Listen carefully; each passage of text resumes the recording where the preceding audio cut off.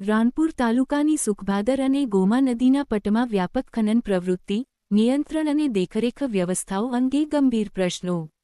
બોટાદ જિલ્લાના રાણપુર તાલુકાના ગઢિયા, દેરડી, સાંગણપર, કનારા, રાણપુર, દેવળિયા, નાગનેશ તથા પાટણા ગામ વિસ્તાર સુધી વહેતી સુખભાદર તેમજ ગોમા નદીના પટમાં લાંબા સમયથી ચાલી રહેલી ખનન પ્રવૃત્તિ અંગે રાણપુર તાલુકા પત્રકાર સંકલન સમિતિ દ્વારા આજે વિસ્તૃત સ્થળ તપાસ હાથ ધરવામાં આવી હતી.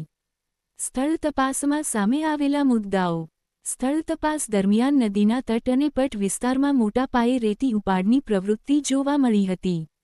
સ્થાનિકોના જણાવ્યા મુજબ રાત્રિ તેમજ વહેલી સવારના સમયે ભારે વાહનો, ટ્રેક્ટરો અને અન્ય મશીનો દ્વારા રેતીની હેરાફેરી થતી હોવાની ઘટનાઓ વારંવાર સામે આવી રહી છે.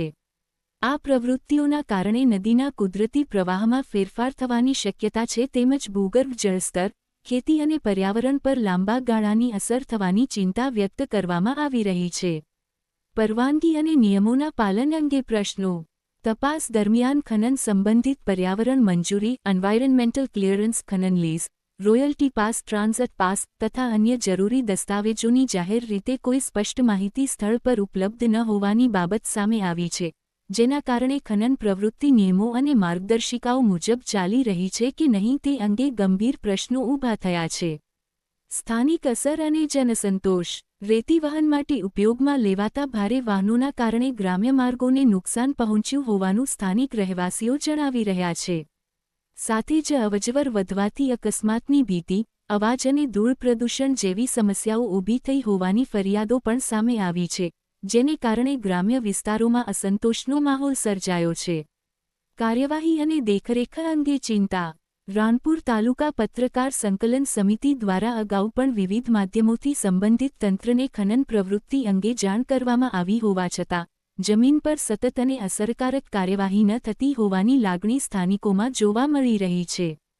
પરિણામે ખનન પ્રવૃત્તિ પર પૂરતું નિયંત્રણ અને સતત દેખરેખ છે કે કેમ તે બાબતે પણ પ્રશ્નો ઊભા થયા છે.